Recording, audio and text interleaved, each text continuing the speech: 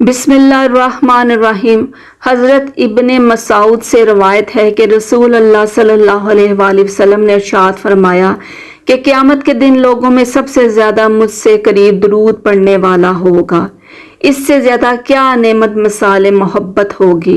میدان حشر میں جس انسان کے نامہ اعمال میں دو چیزیں کثرت سے ملیں گی، ایک درود پاک اور دوسرا استغفار، تو یہ دونوں اعمال اس کی نجات کے لیے کافی و شافی ہوں گے۔ کثرت سے درود پاک پڑھنے سے زندگی میں نبی اکرم رسول محترم کی تائید اور توجہ شامل حال ہو جاتی ہے، اس لیے درود پڑھنے والے کا کام آسانی کے ساتھ ہوتا چلا جاتا ہے اور زندگی کے تمام راستے صاف و در روشن اور ہموار ہوتے چلے جاتے ہیں۔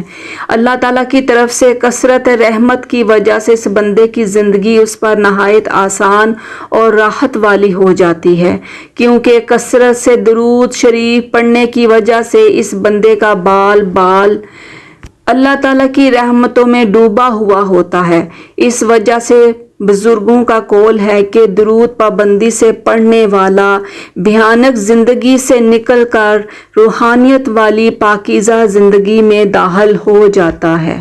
جزاک اللہ۔